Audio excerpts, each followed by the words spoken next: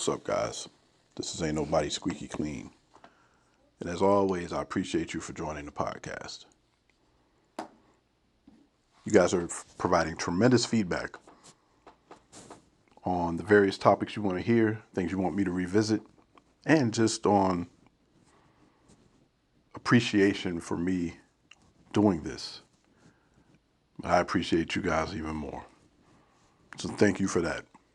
For those that have never listened, this is Ain't Nobody Squeaky Clean. Welcome to the podcast. So I appreciate you for joining for the first time. So let's get in it. So today I want to talk about something that I've suffered, and I know a few of my friends have as well. Sciatica.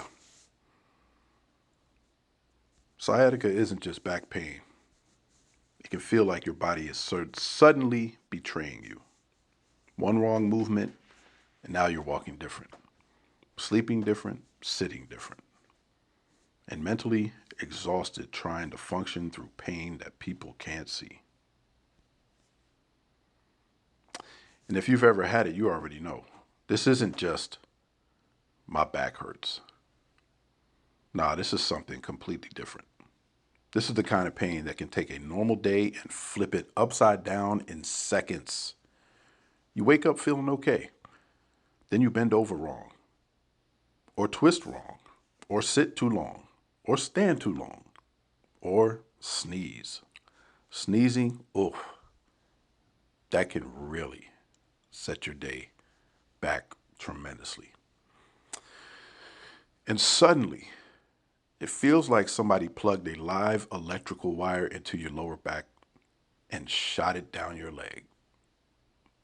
That's the part that people don't understand.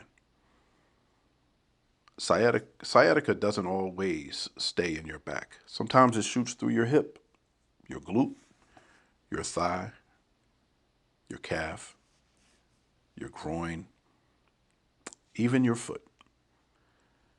Some people feel numbness, some feel burning, some feel weakness, some feel pressure, and some people feel all of it at the same time. And the frustrating part is, from the outside, people can't always see it. You can look perfectly normal while internally feeling like your body is malfunctioning. That's what makes it mentally exhausting. Because you still have responsibilities. You still have bills, kids. Some of you still have work, still have expectations. But now every movement has consequences. You start planning your entire day around pain management. How long can I sit? How far do I have to walk? If I pick this up, am I going to regret it for 3 days? Can I even drive comfortably today? People who've never dealt with sciatica don't understand how much mental energy gets consumed just trying to exist normally. And let's talk about sleep for a minute. Because sciatica and sleep can become enemies. You finally get comfortable, then you move 1 inch and the nerve lights up again. And that's no joke. 1 inch. Don't even think about trying to lift that leg to turn over. You wake up stiff. You wake up irritated. You wake up tired before the day even starts because you're not getting good sleep when this thing is flaring up. And over time, the chronic pain starts affecting your mood, your patience, your motivation, even your confidence, because there's something defeating about not trusting your own body, especially for those of us who used to be active. Athletes, gym people, hard workers, people who are used to grinding through everything. Sciatica will humble you quickly. It reminds you that one irritated nerve can shut the whole operation down. And here's another thing people don't talk about enough: the fear. Because once you've had a bad flare up, you start worrying about triggering it again. That PTSD is real. You become cautious, careful, sometimes overly careful, because you remember how miserable it felt the last time.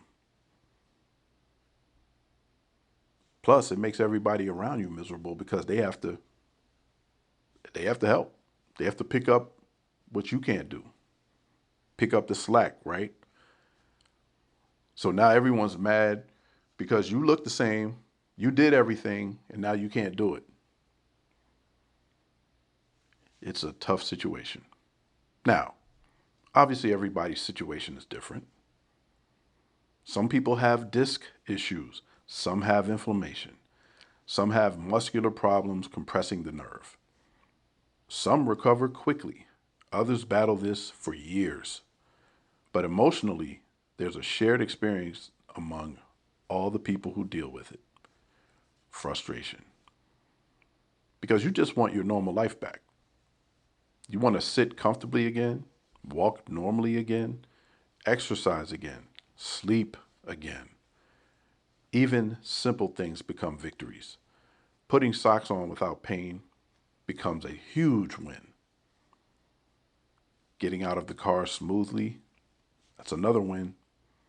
Being able to stand in the kitchen without shifting your weight every 10 seconds becomes a win. And if you're listening to this right now while dealing with sciatica, let me say this. You're not weak because pain is affecting you. Nerve pain is different. It drains you physically and mentally. And sometimes the hardest part is trying to explain to other people why you're struggling when they can't visibly see an injury. But the people who know, they know. They know how exhausting it is. They know how irritating it is. They know how one bad flare up can completely derail your week. And if there's one positive thing pain can teach you, it's appreciation. Because once you've lost simple comfort, you realize how valuable basic movement really is. Being able to tie your shoes pain-free is a blessing. Sleeping through the night is a blessing. Walking normally is a blessing. You stop taking those things for granted. So if you're going through this right now, take care of yourself. Listen to your body. Don't ignore warning signs. And don't let frustration convince you that things cannot improve. Healing can take time. Recovery isn't always linear. Some days feel great. Some days feel horrible. But you keep moving forward one day at a time. And for everybody listening who doesn't deal with sciatica, show some grace to the people who do. Because sometimes the strongest people you know are fighting battles you can't physically see. LeBron James is one of the famous people that was suffering from sciatica. The beginning of the season, he had to sit out. I think it was like the first month of the season, something around there. He was dealing with sciatica. And I remember him talking to a reporter at a presser. And he asked the reporter, "Have you ever dealt with it?" And the reporter said, "Nope, have not." And he said, "Well, I'm going to pray that you never do, because this is serious." Now, that's a world-class athlete who has stayed at his top physical condition, physical level for 20 plus years. LeBron has never been out of shape one day in his life. Lifts weights, stretches, eats the right things, stays focused. But yes, he does have a rigorous sport that he plays. But if it can happen to somebody in their peak physical condition, it can happen to any of us. So be thankful if you've never suffered from this, because it can be debilitating. And the thing about it that really sucks is that a lot of times it is never the same. It might affect you one way one time, so you think, okay, the next time that happens, I'm going to do this. But then the next time, it impacts you completely differently. It is crazy.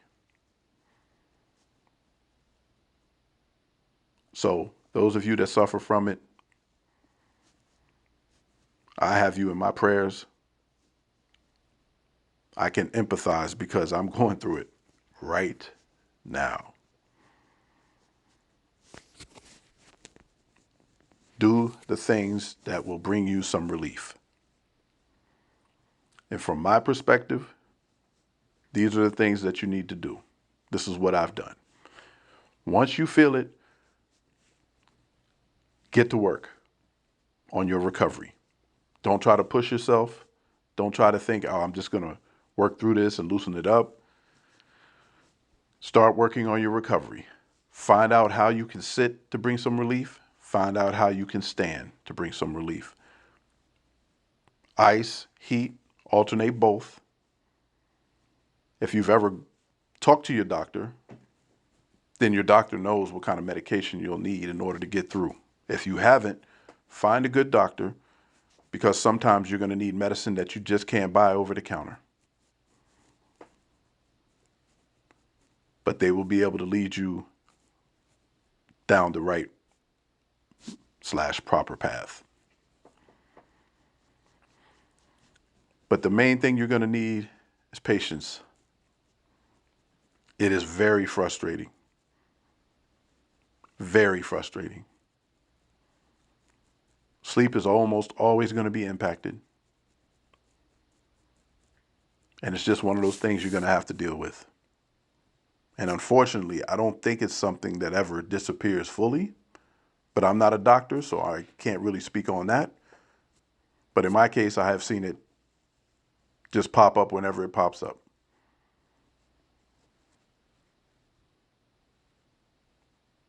So do your best to manage your symptoms and try to do the smart things so that when it does happen, you're not lugging around excessive weight that you don't need. So try to get in shape when you can. Try to eat smart. Try to eat foods that reduce inflammation. But again, just give yourself some grace, because you will be upset when you can't do the things that you did yesterday. Taking out the trash, cutting the grass, just moving things around to try to clean up, picking a pencil up off the floor. There's a lot of things that'll be impacted by this. And you'll feel like, oh my God, what has happened to me? It's a flare up.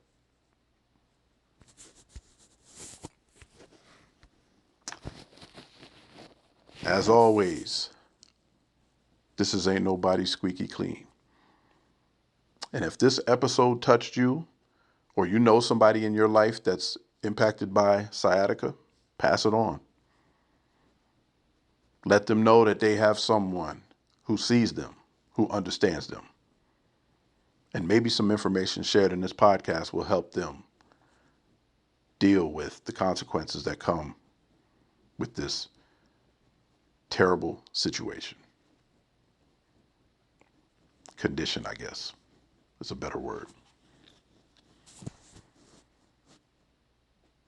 This is Ain't Nobody Squeaky Clean. Until next time, I hope you have a blessed day and a blessed week. And I'll talk to you very soon. Take care.